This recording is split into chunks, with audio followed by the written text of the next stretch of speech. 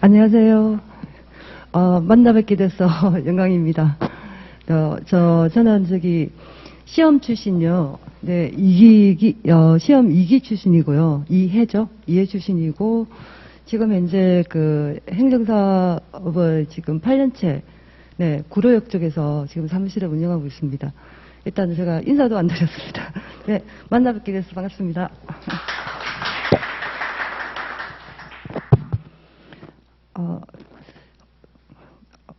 생각보다 작년에 제가 설명할 때는 몇 분 안 오셨던 걸 기억을 하는데 작년보다 훨씬 더 많이 오신 것 같아가지고 네 좋습니다. 일단 저는 시험 출신 2기 이러면 전언주라고 합니다. 네, 그리고 지금 현재 출입국 업무에서 행정사 업무 중에서 출입국 업무를 주로 하고 있고요. 그 중에서도 사실 출입국 업무가 굉장히 장르가 업역이 굉장히 다양합니다. 네, 그래서 지금 학원에서는 지금 두 파트로 지금 나눠서 지금 강의를 진행하고 있거든요. 그래서 제가 주로 하는 거는 이제 외국 동포와 관련된, 외국 국적 동포와 관련된 업무를 이제 주로 하고 있고요. 이제 강의에 관해서 좀 오늘 설명을 해달라고 하셔가지고, 제가 사실 이제 오늘 설명을 이렇게 혼자서 30분 진행하는 건지 모르고, 그냥 간단하게 얼굴 보고 이렇게 한 10분 정도 얘기하다가 갈 거라고 생각하고 사실은 왔었거든요. 근데 또 얘기를 좀 편안하게 길게 하셔도 된다고 얘기를 해주셔가지고, 일단 말씀을 좀 드릴까라고 생각을 하는데, 이번에 제가 이번 10회 시험이 굉장히 어려웠다고 들었거든요. 행정사 시험법 같은 경우에는 가락률이 70%라고 하기에 깜짝 놀랐어요. 저희 2회 시험 볼 때는 그 정도까지는 아니고, 사무 관리가 굉장히 항상 좀 어려워서 매해 제가 알기에는 좀 힘든, 브리타도 많고, 그래서 보통 많이 힘들어 한다는 걸 알고 있었는데, 이번에는 굉장히 행정사 시험법에서 어려워가지고 힘들었다고 하더라고요. 근데 그 힘든 시험을 갖다가 이렇게 뚫고 이 자리에서 계신 분들을 제가 뵙게 돼서 일단 참 영광입니다. 되게 수고 많으셨고요. 일단은 힘든 지난한 시간들을 일단 견뎌내고 보내오셨으니까 아마 이제 행정사업을 하시게 되면 다른 횟수의 행정사님들보다 더 열심히 더 잘하지 않을까라는 생각으로 일단 네 저는 그렇게 생각을 합니다. 먼저 제가 드리고 싶은 말씀이 일단 제가 사실 시험 출신 2회로 행정사업을 처음 시작을 했을 때만 해도요. 저도 교육받고 바로 그때 사무실을 오픈했었거든요. 모르는 상태에서 일단 사무실을 열고 봐야겠다 싶어서. 근데 사실 그때 당시만 해도 지금처럼 이렇게 학원을 통해 가지고 실무 교육을 이렇게 해준다거나 아니면 일기 선배님들께서 이렇게 따로 스터디를 해주거나 아니면 조언을 해주거나 그런 게 전혀 없던 네 진짜 그냥 혼자서 다 해야 되는 그런 상황이었어 가지고 모든 걸 이제 스스로 부딪히면서 배우는 상황이었어요. 그래서 그때는 굉장히 이제 힘들었는데 요즘에는 이렇게 요거 지금 합격의 부파원에서의 이런 실무 강의도 있고 다른 또 대한행정사에서 하는 이제 기본적인 강의도 있고 다양한 교육 프로그램들이 많아서 제가 보기엔 지금 여러분들은 굉장히 많은 일단 출발 선상이 좀 더 빠르지 않을까 저는 일단 그렇게 생각을 하거든요. 그래서 사실 시험을 일단 붙은 게 첫 번째 닫힌 문 하나를 닫고 지금 나오신 거잖아요. 그죠? 그러면 이제 나오면 새로운 문을 하나 시험이라는 걸 통과했으면 이제 행정사 실무라는 새로운 문이 하나 열리는데 이제 중요한 건 그거예요. 문이 그냥 열리지가 않아요. 네. 그래서 저 동기들 같은 경우에도 제가 우리 2기 시험 행정사에 사실 총무를 맡고 있거든요.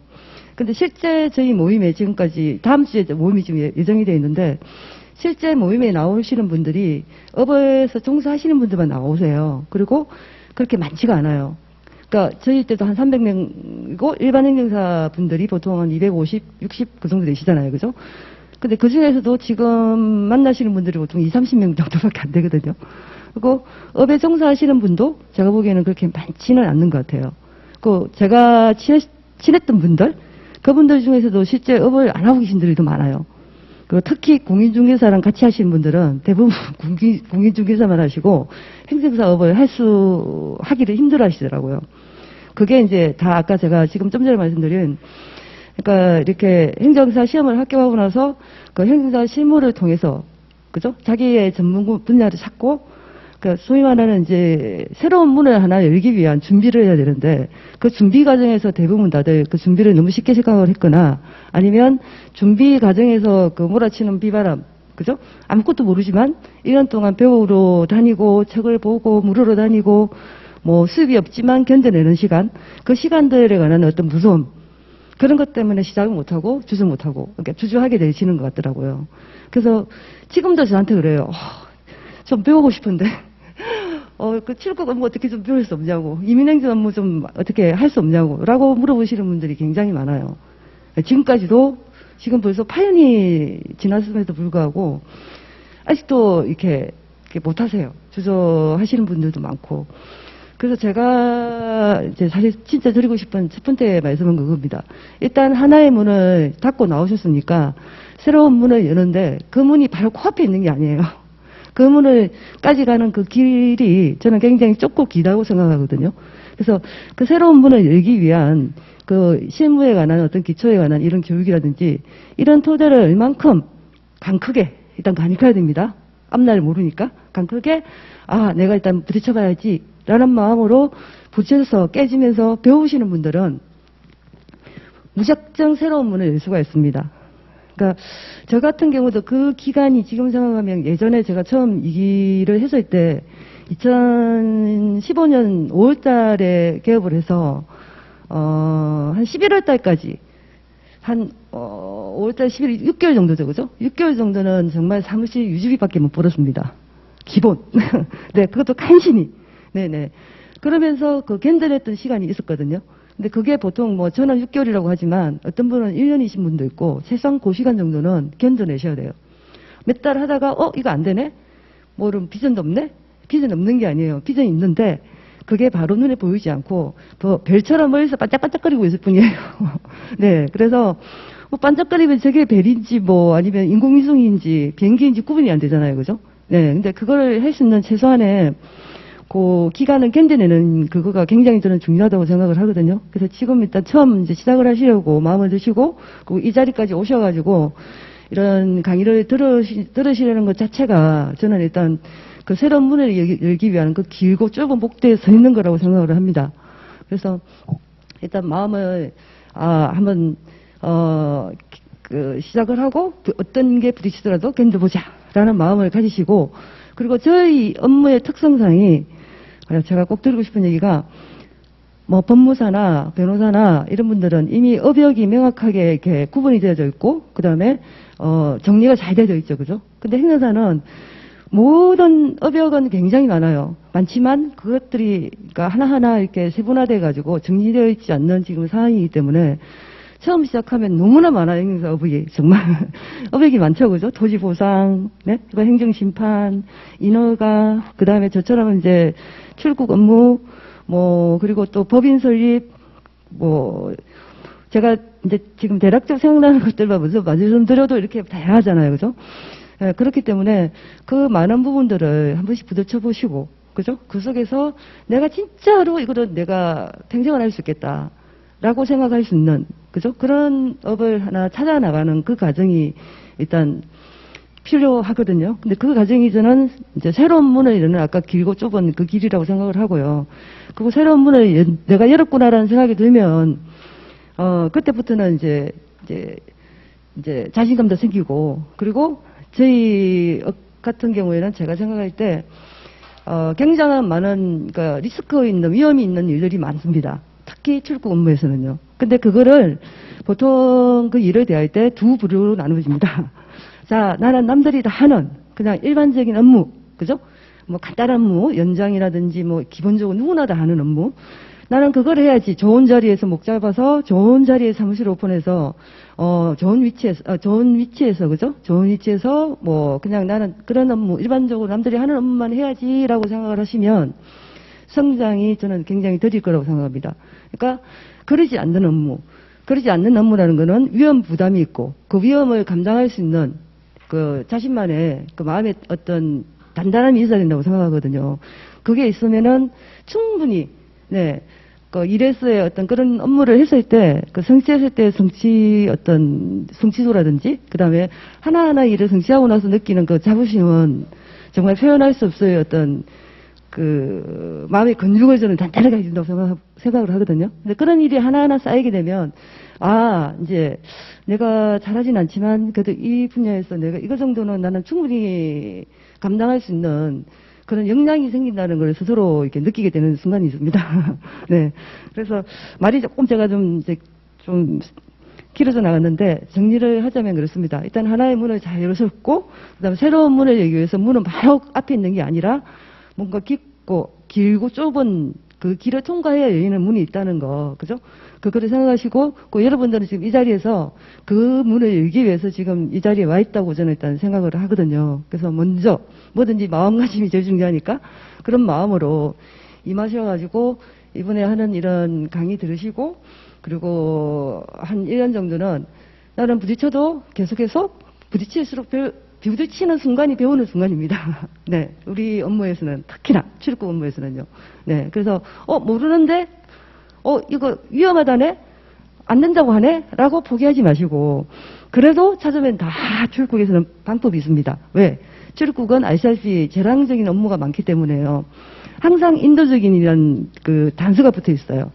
예. 근데 모르는 사람들은 그 근처까지 가지 않고, 이거 위험하다네 하면 그냥 도망가는데, 그러지 않고도 그 부분을 풀 수 있는 것들이 많이 있습니다.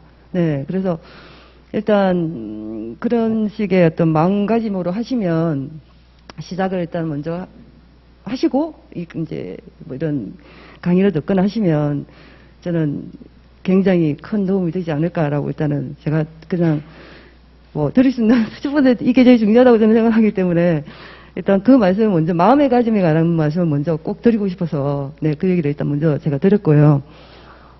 그리고 드리고 싶은 얘기가 지금 사실 코로나 때문에 굉장히 사실 외국인들이 많이 빠져나갔어요. 특히 이제 동포에 관해서는 좀 많이 나가고 전체적으로 코로나 전보다는 사실 그 지금 외국 국적 동포 같은 경우는 좀 감소가 되는 이유 있는 상태이고요. 그리고 이제 그렇지만 지금 이제 코로나가 거의 끝나가서 회복되고 있는 점이고 그리고 우리나라 같은 경우는 아시다시피 굉장히 그 출입국에 관해서 즉 외국인에 관한 정책이 굉장히 폐쇄적인 편이거든요. 근데 앞으로 이제 인구 문제라든지 시작해서 모든 우리 그 노동력이라든지 여러 가지 생산 가능 인구라든지 그런 부족 면에서도 마찬가지고 이민행정 분야는 앞으로 계속 지속적으로 발전해 나갈 수밖에 없고 왜냐하면 폐쇄적에서 개방적으로 갈 수밖에 없습니다. 그래서 제가 생각할 때 그 행정사의 다양한 업무 중에서 가장 그러니까 나이와 상관없이 세월과 상관없이 그죠? 할 수 있는 업무가 저는 이 출입국 업무라고 생각합니다. 왜? 앞으로 계속 외국인은 들어올 거고 그러면 그럴수록 우리나라의 그 출입국 정책 빗장이 지금 잠겨져 있는 그런 출입국 정책들도 많이 그 다른 유럽이나 미국을 본받아서 개방적으로 갈 수밖에 없다고 생각을 합니다. 그리고 우리나라가 아니라 아시다시피 일본이라든지 뭐 미국이라든지 이런 경우에는 이민 파트 자체가 굉장히 활성화되어 있고요. 근데 우리나라는 아직 그만큼 아니지만 그래도 국내에서 사실 그 출입국 업무는 변호사보다 행정사가 저는 더 세분화되어 있고 더 잘한다고 생각하거든요.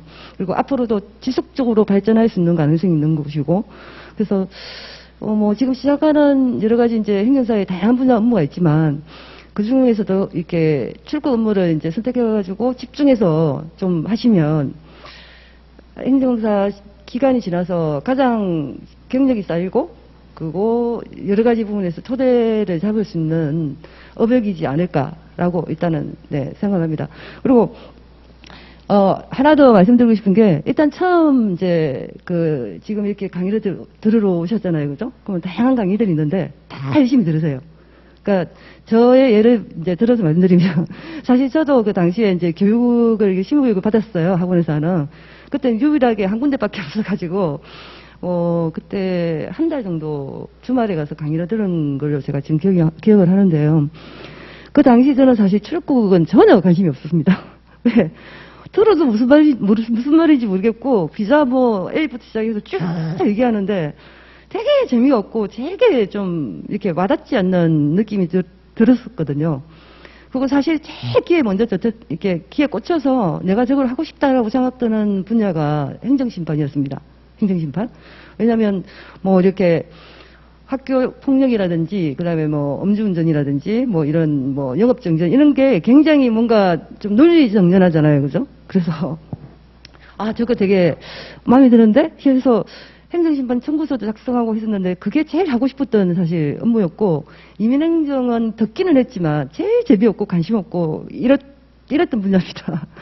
근데 희한하게, 첫 사무실 제가 개업도 하기 전에 첫 번째 업무가 학교 폭력이었습니다. 예, 사무실도 열기 전에 교육받으러 가는데 전화가 와가지고 학교 폭력을 상담하고 싶다고 전화가 왔었거든요. 간이 떨어진 줄 알았습니다. 아무것도 모르는데 갑자기 학교 폭력을 상담을 받고 싶다고는 학부모의 전화를 받았어가지고 아직도 그 기억하면 지금도 가슴이 막 쿵닥쿵닥 뛰는 느낌이 날 정도로 놀랐었습니다 그때. 네. 그래서 첫 업무는 사실 이제 학교 폭력으로 시작을 하고 처음 한 2년 정도까지는 출국 업무랑 그다음에 소위 말해서 들어오는 업무는 다 했습니다. 그러니까 출국 업무도 하고 그다음에 협동조합 설립하는 거, 법인 설립하는 업무 부딪히는 건 하고 그리고 음주운전 행정심판 오는 것도 하고 그러면서 가장 비중을 가지고 제가 이제 공부를 하고 그다음에 묻고 혼자서 정리도 하고 네 그랬던 분야는 이제 출입국 업무였고요. 그리고 출입국 업무가 다른 업무들하고 제가 조금 이렇게 차이를 좀 말씀을 드리면요. 토지 보상이나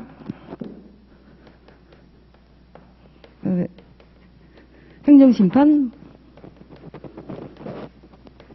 제가 등이라고 할게요. 이렇게 하면 이 업무들은 전부 다 내국인들을 우리나라 국민들을 대상으로 하는 업무입니다. 이거는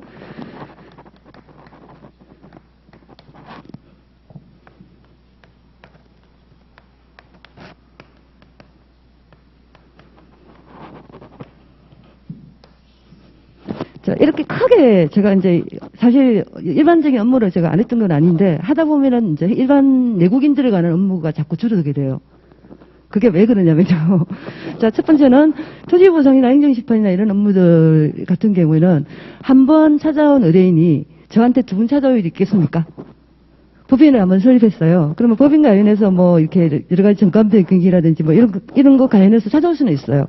있지만 그거는 아주 그냥 소소한 아주 부수적인 업무인 거고 주 업무가 될 수가 없어요. 그리고 예를 들어서 음주운전 그 사람이 저한테 또 찾아오면 안 되겠죠, 그죠? 예, 영업정지도 마찬가지고. 네. 그래서 인허가도 마찬가지입니다. 그래서 보통은 한 번 찾아온 고객들은, 의뢰인들은 대부분 다 그냥 일회적이에요. 일회성에서 끝나요. 근데 출입국은 한 사람이 찾아왔어요. 그러면 그 사람이 혼자가 아니잖아요. 그 사람의 가족들이 있잖아요. 그죠? 그러면 그 사람의, 예를 들면 한 사람이 찾아와서 이 사람이 현재 지금 F4야. 라는 비자를 가지고 있어요. 그럼 이 사람이 국내에 살면서, 결혼을 할 수 있어요. 결혼하면 배우자가 생기겠죠. 그죠? 그럼 배우자의 비자도 문제가 되죠. 그럼 이 사람의 또 누가 있어요? 부모가 있죠. 그죠? 부모. 그 위에는 또 조부모도 있어요. 이렇게.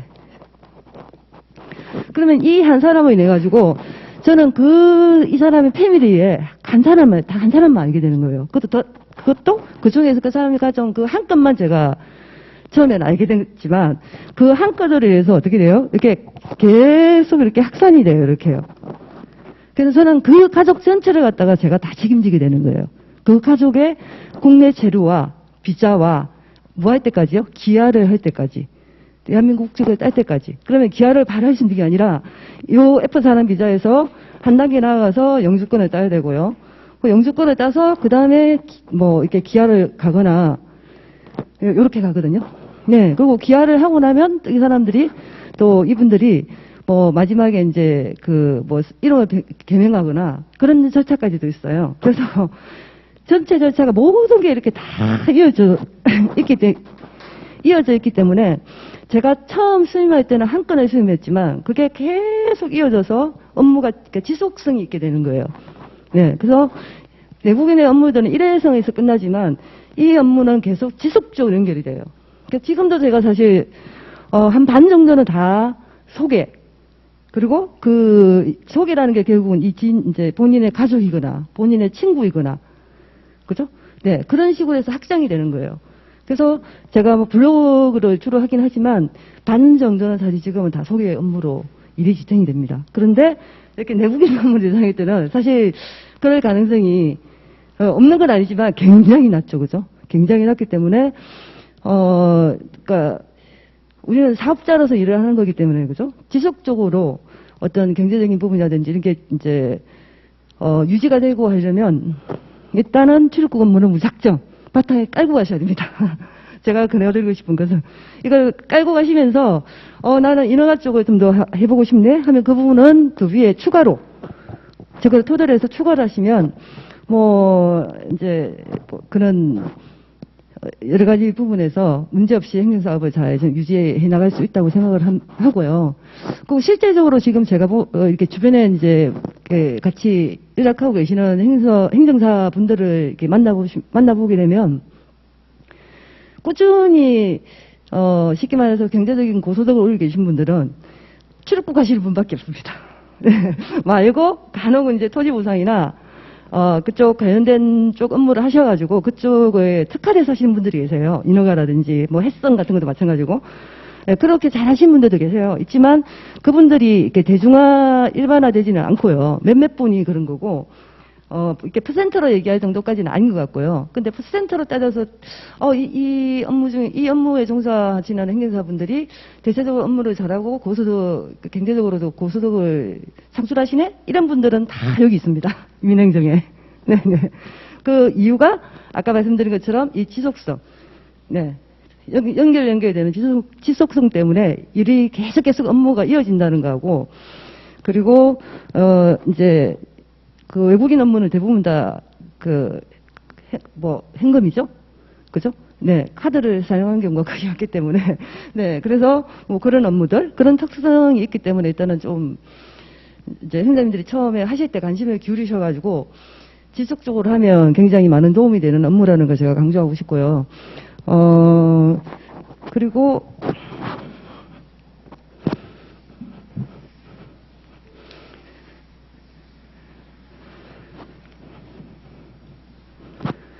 그러니까 지금 현업에서 종사하시는 그 행정사분들을 이렇게 뭐 시험 경력을 불문하고요. 봤을 때 연세가 있으시면서도 일을 잘하고 계신 분들은 다 출입국 업무입니다. 네. 제가 이 분야를 해서 말씀을 드리는 게 아니라 저도 항상 이제 그걸 보면서 나도 저 나이까지 이 업무는 계속 할 수 있겠네 하는 자신감이 네, 생기는 업무 중에 하나라서 제가 이렇게 적극 이제 말씀을 지금 드리는 거고요. 그리고 또 뭐 말씀을 이제 잠깐 드리고 싶으면 일단 제가 하는 강의 제목이 아까 외국 국적 정보였잖아요. 오늘 설명이니까 이게 뭔지는 뭐 하나 정도는 알고 가셔야 될 것 같아서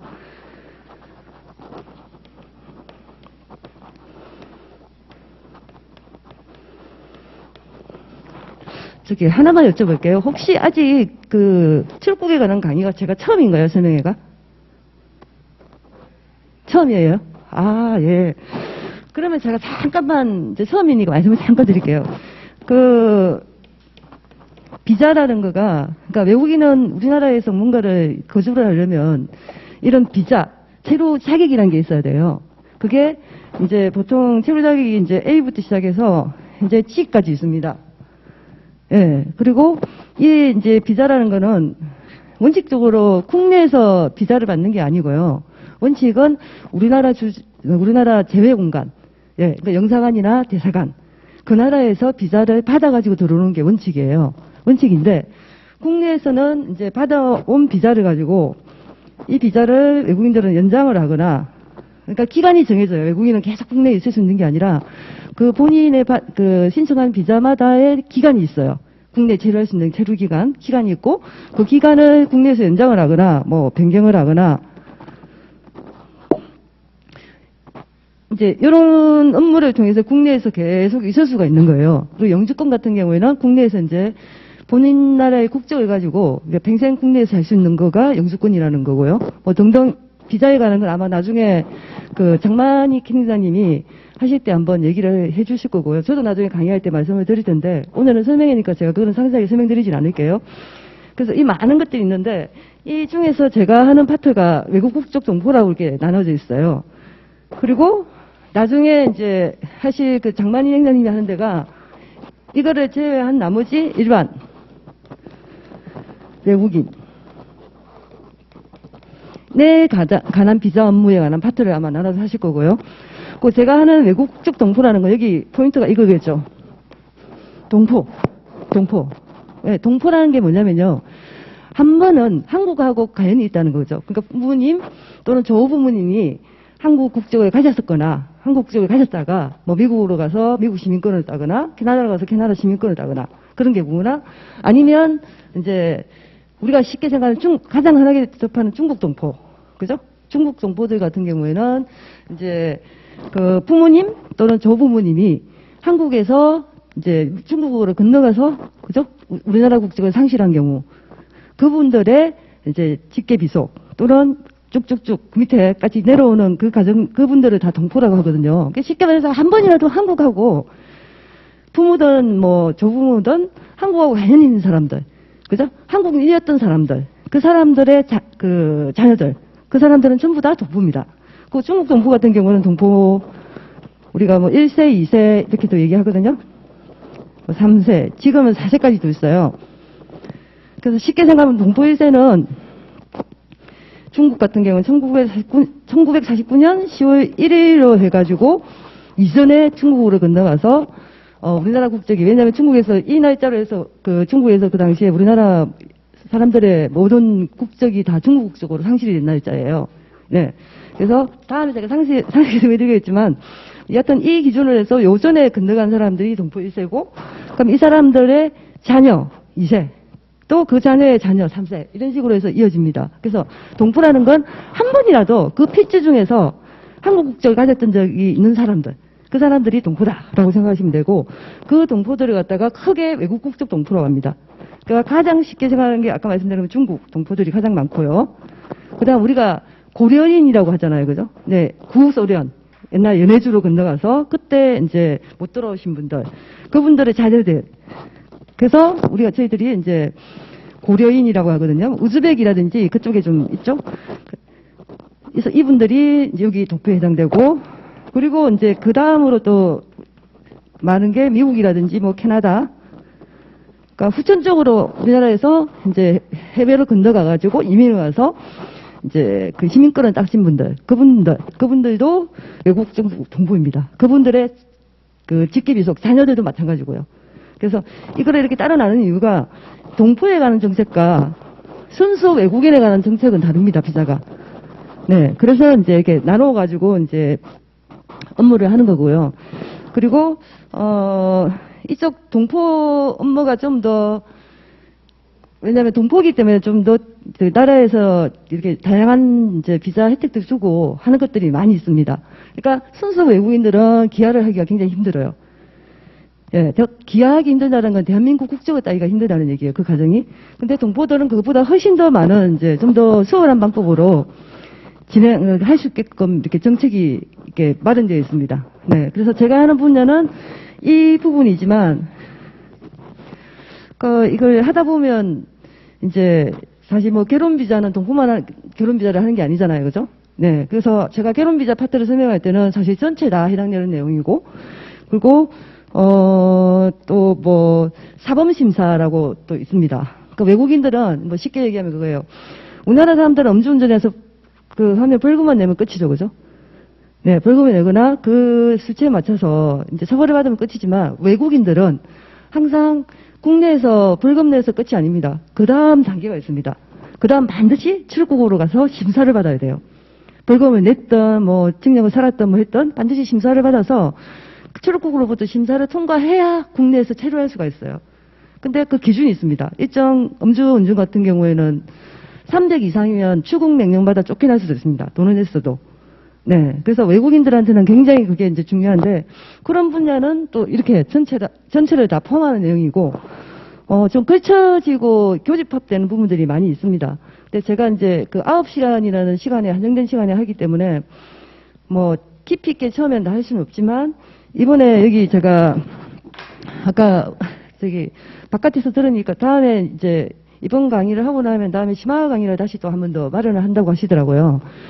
그렇게 되면 제가 그때는 좀 더, 이번에 뭐 다루지 못한 내용들 더 깊이 있게 다시 제가 한번 다뤄볼 지금 예정을 가지고 있습니다. 그러니까 작년까지는 사실 이 9시간으로 다 끝나가지고 저도 시간을 맞추다 보니까 더 사실 뭐 알려드리고 싶은 것도 많고 하지만 할 수 없는 좀 한계가 있었는데 이번에는 이거를 이제 이번에 9시간 강의하고 나중에 다시 심화 과정을 다시 한 번 더 마련을 한다고 하더라고요. 그때 아마 다시 한번 들으시면 더 도움이 되실 수 있을 거라고 일단은 생각을 드리고요. 그래서 일단 제가 하는 이제 강의는 이 강의고, 그리고, 글쎄요. 경우의 수는 제가 어디 가도 많다고 말씀드릴 수는 없지만, 좀 더 다양한 게 이쪽입니다. 다양한 게 이쪽이고, 지금 우리나라에 지금 현재 그 국내에 있는 외국인이 한 220만 정도 됩니다. 그 중에서 불법 체류가 한 40만이고요. 그 중에서 외국 국적 동포는 한 80만 정도 됩니다. 예, 80만 되고, 여기 일반 외국인 중에서는, 뭐, E9이나, 비자가 굉장히 많아요. 이게 굉장히 많이 찾았는데, 이 사람들은 사실 우리 행정사가 할 일이 없어요. 그러니까 쉽게 말하면 E9이 뭐냐면, 우리 어디 공장이나 안산이라든지 이런 데 가면 외국인들, 동남아인들, 근로자들 많죠, 그죠? 네, 그분들이 대부분 가진 비자가 E9이거든요. 이분들은 E9이면 E7으로 갈 수 있는 네. 그래서 굉장히 협소한 어떤 그 길을 가지고 있기 때문에 행정사들이 크게 이렇게 많이 관여를 해서 위임을 받아서 할 수 있는 업무가 사실은 그렇게 많지는 않아요. 근데 여기는 훨씬 더 명수는 작지만 세분화돼서 업무가 있습니다. 각 비자마다 비자의 변경이라든지 뭐 이런 부분에서 훨씬 더 다양성이 많아서 네.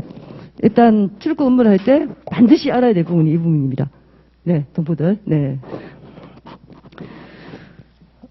그리고,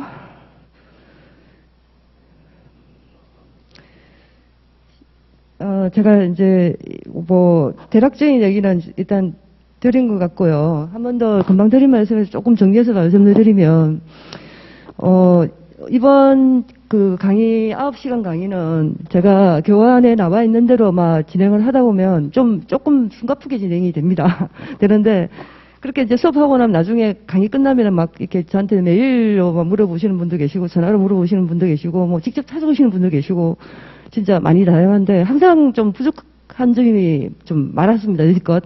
예, 근데 이번에는 다시 이제 2차로 나중에 뭐 2월이나 3월경에 다시 나눠서 심화를 한다고 하시니까 제가 좀 더 많이 내용을 갖다가 조금 더 심도 있게 다룰 수 있도록 제가 좀 할 지금 계획입니다. 네. 그래서 그거를 좀 기억해 주시면 좋겠고, 이민행정 업무, 즉 출국 업무가 제가 말씀드린 것처럼 크게 이렇게 두 파트가 나눠지지만, 행정사들이 관여해서 많은 부분에서 하고 있는 업무는 이쪽 업무가 좀 더 비중이 있고요. 이 부분도 그렇지 않다는 뜻은 아닙니다.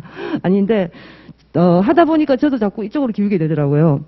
예, 이제 일이 많이 생기는 쪽으로 기울다 보니까 그렇게 되는 것 같은데, 그래서 비중이 좀 더 있는 부분이라는 것만 조금 더 유념해 주시면 될 것 같고요. 그리고 이제 마지막으로 제가 강의를 이제 다음 주부터 다음 주가 아니고 1월 14일, 15일이더라고요. 진행을 할 때, 뭐 어떤 내용으로 진행을 할지를 뭐 간단하게 제가 말씀을 드리면, 일단 외국 국적 동포가 뭔지에 관한, 네, 이 관한 개념을 먼저 설명을 드릴 거고요. 그리고 출국의 기초, 맨 처음에 아셔야 될 거. 그거는 아마 저의 강의뿐만 아니라 그 장만익 행정사님이라고 계십니다. 그분 강의에서도 아마 상세하게 다뤄질 거고요. 근데 그거는 한 번이 아니라 두세 번 정도는 들으셔야 됩니다. 네, 들으셔야 되고, 그 부분을 이제 진행을 하고, 그 다음에 이제 이 부분들한테 주어지는 비자 종류, 뭐 H2라든지 F4라든지, 그 다음에 이제, 거기서 그 다음으로 나아가는 영주권, 네, 그리고 뭐 결혼 비자, 그리고, 기하, 네, 그리고 뭐 사검심사, 그 정도 순으로 해서 제가 수업을 진행할 예정입니다. 사실,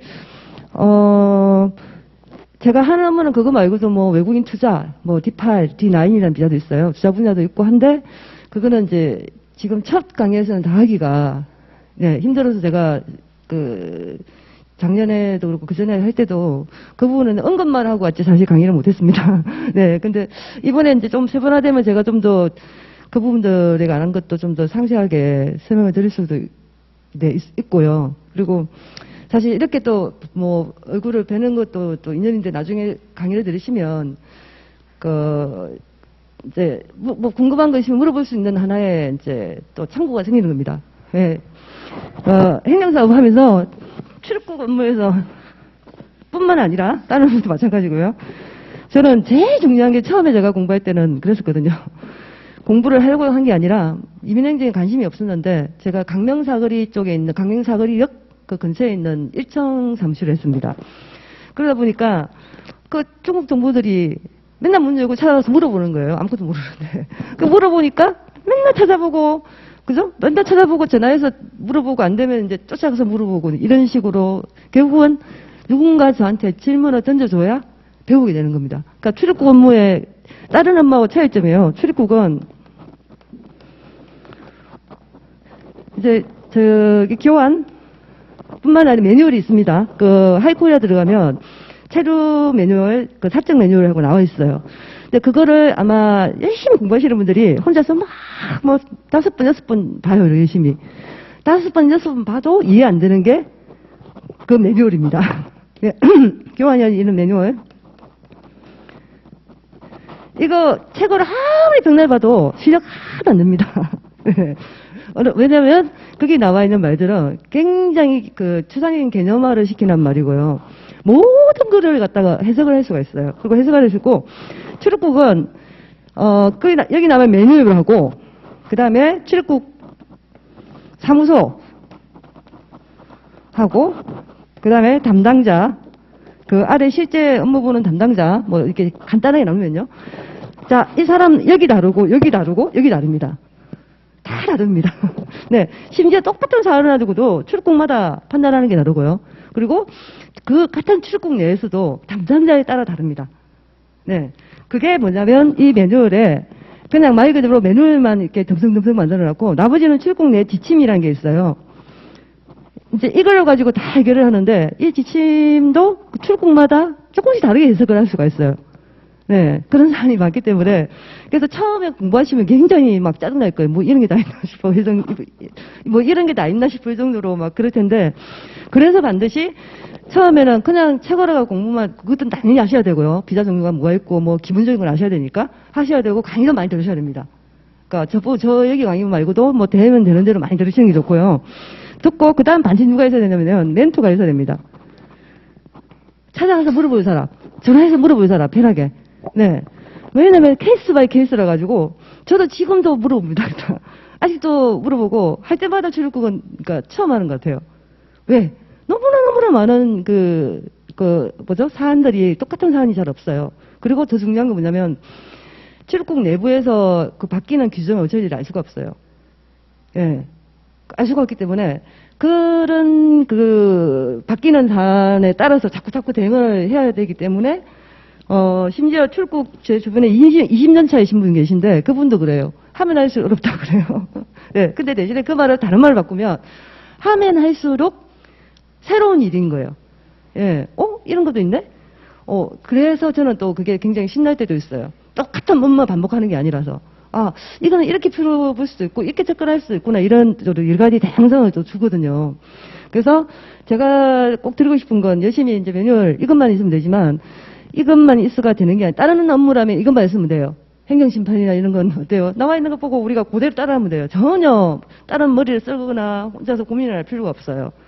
단지 제가 그거를 제대로 해석해서 어린이들한테 잘 그걸 설명할 수 있는 능력만 되면 끝납니다. 하지만 출입국은 그게 아니라 거기에다가 항상 자문을 구할 사람이 있어야 돼요. 네. 그래서 제가 그 입장이란 건 아니고요.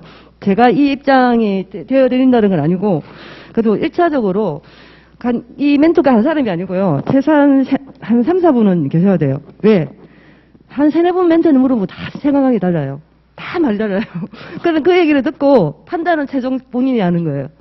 네, 그런 식으로, 네, 그런, 이제, 과정을 거치다 보면, 결국은 모든 걸 본인이 판단하게 되지만, 일단은, 그, 사람과의 소통이 필요한 업무가, 그러니까, 그, 출입국 이민행정 업무다 하는 거, 네, 그렇다고 너무 한숨 안 쉬어도 됩니다. 그러진 않으니까, 네. 그 특성을 내가 말씀드리는 거예요. 네. 그래서, 뭐, 일단, 저는 가장 사람의 아기가 태어나서 국내에 태어났다? 그러면 이 아기가 뭐 국내에서 체류 자격을 불받고 태어났는데 봤더니 엄마하고 아빠가 결혼한 사이가 아니네? 그럼 혼외자예요. 그러면 이제 혼외자 같은 게 인지를 해야 돼요. 인지신고라고. 그러면 그냥 태어나서 체류 자격 부여를 받으면 3만 원짜리 돈 뭐 몇만 원짜리 일이지만 인지로 가면 이제 몇백만 원짜리 업무가 되는 거예요. 네. 네, 그런 식으로 그러니까 이 업무는 항상 출입국 업무는 똑같은 게 없기 때문에 조금 힘들지 모르겠지만 역동성이 있고요. 그다음에 창의성이 있는 업무입니다. 제가 생각했을 때는요. 예. 그리고 그만큼 또 어떤 허가를 받았을 경우에 성취감은 또 말도 못합니다. 그래서 간이 자꾸 더 커지는 거예요. 이거 51%의 확률이 있네? 그거 해보자. 바로 해서 허가 받았을 때 저보다 그 의뢰인이 예를 들면 뭐 출국 명령을 안 받는다든지 비자를 받게 되고 기하를 한다든지 영주권을 딴다든지 그러면 한 단계가 업그레이드가 되는 거잖아요. 그죠? 그런 거에 관한 성취감이 굉장히 큰 업무 중에 하나가 또 저는 출국 업무로 생각합니다. 그러니까 한 인생의 어떤 그 흐름하고 같이 갈 수 있는 게 옆에 행정사고요. 그거에 도움을 준다는 그런 또 어떤 자부심이라든지 그런 거가 굉장히 또 많이 있는 업무가 출국 업무라고 저는 생각을 하거든요. 그래서 제가 조금 사실 30분만 한다고 말씀드렸는데 하다 보니 지금 말이 좀 길었습니다. 길긴 했는데 이제 마지막으로 정리해서 제가 말씀드리면 이거 5분만 정리하고 나중에 딱 5분만 제가 질문 받고 끝내겠습니다. 그러니까 제일 처음 제가 말씀드렸던 거 반드시 문 하나 이제 지금 문 하나 닫으셨고 새로운 문을 여는 길은 좁고 네, 길고 좁으니까 그 길에서 잘 이렇게 준비해서 다음 문을 여시는 분들은 이미 시작이 반입니다. 시작이 반 된 겁니다. 그리고 그렇게 열었으면 우리는 꾸준히 잘하는 게 중요하지 않아요. 예? 꾸준히 어떻게 잘합니까 항상. 근데 저는 그렇게 생각해요. 꾸준히 하는 사람이 잘하는 거예요. 행정사업은. 버티는 사람이 결국은 잘하는 거고요. 그 사람이 살아남아요. 그래서 꾸준히 하다 보면 그 한다는 날에는 어떤 날은 잘하는 날도 있고 어떤 날은 못하는 날도 있겠죠. 그죠? 근데 그거를 감내하면서 가다 보면 이게 평균치 이상이 맞춰집니다. 그래서 처음부터 잘해야지 하고 욕심 내지 마시고 내가 2년을 버틸 수 있어. 그 정도의 어떤 마음의 배짱을 가지고 저는 시작을 하라고 일단 말씀을 드리고 싶고요. 한두 달 하다가 이거 뭐 안 되네 하고 다시 번호 뭐 다른 번 찾아간다든지 그러시면 절대 행정사 못합니다. 예, 그거 못하고 뭐 법무사도 기본 3년은 그냥 바닥에 깔고 가시는 거 아시죠? 똑같아요. 우리도 이 전문 자격사인데 내가 한두 달 해가지고 전문가라고 얘기하면 누가 그 사람 믿겠습니까? 아무도 믿지 않습니다. 네, 그래서 일단 문을 여실 때 그런 마음가짐으로 내가 잘하면 내가 꾸준히 하다 보면 잘하게 된다는 거. 그죠? 네, 처음부터 잘할 수 없어요. 잘하는 사람이 되는 게 아니라 그냥 꾸준히 잘하는 사람이 아니라 꾸준히 하는 사람이 나중에 잘하는 거예요. 네, 그래서 그런 사람 되는 그 마음을 가지면 일단 첫 번째고요. 그 두 번째는 아까 말씀드린 것처럼 그 행정사 업무가 참 다양히 많은데 그 중에서 이제 일단 출입국 업무가 그만큼 매력 있고 오랫동안 지속이 될 수 있는 업무이다라는 거. 왜? 사람의 생사와 함께 동반하는 업무이기 때문이라고 저는 생각을 하거든요.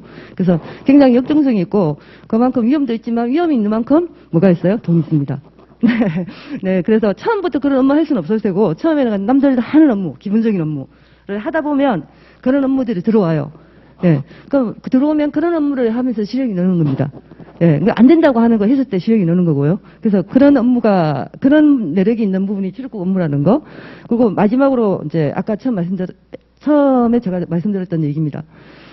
저 초창기 당시에는 사실 뭐 이런 제대로 된 교육 좋고 해서 굉장히 선배들도 원망 많이 하고 막 힘들어하고 했는데 지금은 사실 지금 10회까지 오다 보니까 인프라가 참 많이 갖춰져 있는 거잖아요. 그죠? 이런 학원 강의도 있고 뭐 또 대한행정사에서도 강의하잖아요. 근데 그 강의는 아무래도 조금은 실속이 없죠.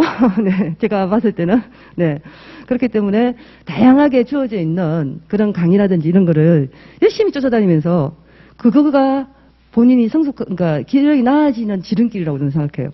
뭐 나는 아는데 뭐 그냥 이거 듣고 말지. 그랬으면 절대 안 됩니다. 네, 그래서 일단 다양한 그 어떤 기회장에 참여를 하시고 적극적으로요. 그 사람들도 많이 만나시고요. 그리고 무작정 1년 동안은 일을 가리지 마세요. 들어오는 거 다 하세요. 누가 음주운전 물어보면 그것도 물어보고 하시고 만약에 인허가 관련해서 오시면 그것도 물어보고 하시고 그리고 뭐 출입국 업무는 그러니까 간헐적으로 하시면 안 됩니다. 무작정 바닥에 깔고 가셔야 됩니다. 네, 그러시면 분명히 이제 한 2년, 한 1년 지나고 나면 이거 이제 괜찮은데? 하는 그런 느낌이 오고 그다음에 본인 스스로를 믿을 수 있게 됩니다. 내가 그래도 좀 뭔가 할 줄 아는 사람이네. 이런 자신감이 생기게 되고 전문 자격사라는 어떤 자부심도 그때는 분명히 생깁니다. 네, 그래서 그 시간 포기하지 마시고 그 하는 첫 발걸음은 오늘 저는 내린 거라고 생각을 하거든요. 네, 그래서 제가 오늘 좀 갑자기 좀 시간이 생각보다 길어지는 바람에 조금 말이 헤드스스를 하고 했습니다. 네, 그 점 좀 양해 좀 부탁드리고요. 혹시 질문 있으신 분들? 네. 네네.